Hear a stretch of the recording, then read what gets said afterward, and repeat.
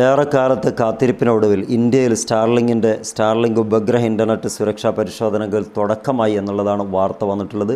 ഇത് രാജ്യത്തെ വാണിജ്യാടിസ്ഥാനത്തിൽ സേവനം ആരംഭിക്കുന്നതിൻ്റെ അവസാന ഘട്ടത്തിലാണെന്നുള്ളത് സൂചനയാണ്.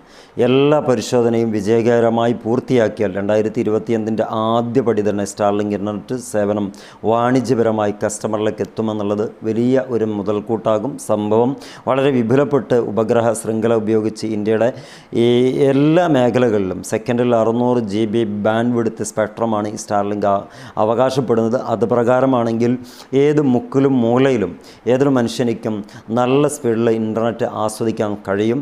ഇതിൻ്റെ സുരക്ഷാ പരിശോധനകൾ വളരെ സക്സസ് ആയിട്ട് തന്നെ അവസാനിക്കുകയാണെങ്കിൽ 2026 ജനുവരി ഫെബ്രുവരി മാസത്തിൽ ആളുകൾക്ക് ഇത് ഉപയോഗിക്കാൻ കഴിയുമെന്നാണ് അവകാശവാദം. ഈ സ്പെക്ട്രം സാധാരണ സുരക്ഷാ മാനദണ്ഡങ്ങൾ പാലിക്കുന്നതിന് വേണ്ടിയുള്ള പരീക്ഷണങ്ങളുടെ വിവിധങ്ങളായിട്ടുള്ള ഘട്ടങ്ങൾ കടന്ന് സ്റ്റെപ്പ് ബൈ സ്റ്റെപ്പായിട്ട് ഇൻക്രീസ് ആയിക്കൊണ്ടിരിക്കുന്നുണ്ട്.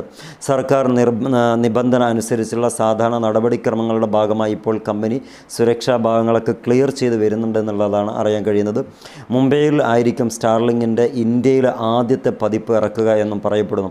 നമുക്കറിയാം സ്റ്റാർലിങ്ക് ടെസ്ലയുടേതാണ്. ടെസ്ലയുടെ ആദ്യത്തെ വാഹന ഷോപ്പ് തുടങ്ങിയതും മുംബൈയിലാണ്. അതുകൊണ്ട് തന്നെ ഇത്തരം കാര്യങ്ങളൊക്കെ മുംബൈ ബേസ് ചെയ്തിട്ട് ചെയ്യുന്ന ഒരു പരിപാടിയാണ് ഈ ടെസ്ല എലോൺ മസ്കിനുള്ളത്. ഈ ഒരു ബോംബെ നഗരത്തിൽ ഗ്രൗണ്ട് സ്റ്റേഷനുകൾ സ്ഥാപിക്കാനുള്ള പ്രവർത്തനങ്ങളും കമ്പനി ഇതിനോടകം ആരംഭിച്ചിട്ടുണ്ട്. മറ്റടിസ്ഥാന സൗകര്യങ്ങൾ നിർമ്മിക്കുന്ന ജോലികളും പുരോഗമിച്ച് വരുന്നതാണെന്നാണ് ഈ റിപ്പോർട്ടുകൾ വരുന്നത്. എല്ലാ അനുമതികളും ലഭിച്ചു കഴിഞ്ഞാൽ ഏതാനും മാസങ്ങൾക്കുള്ളിൽ സ്റ്റാർലിങ്ക് ഇന്ത്യയിൽ സേവനം തുടങ്ങുമെന്നുള്ളത് അറിയാൻ കഴിഞ്ഞിട്ടുണ്ട്. ഇതിൽ പ്രധാനമായി നമുക്ക് മനസ്സിലാകുന്നത് 600 GB ബാൻഡ് വിഡ്ത്ത് സ്പെക്ട്രമാണ് ഇതിൽ കിട്ടുന്നത്. അതുകൊണ്ട് തന്നെ ഒരു വെറൈറ്റി അനുഭവമായിരിക്കും ഇൻ്റർനെറ്റ് ഉപയോഗിക്കുന്ന ആളുകൾക്കൊക്കെയും എന്നുള്ളത് യാതൊരുവിധ ആശങ്കകൾക്കിടമില്ലാതെ പറയാൻ പറ്റും.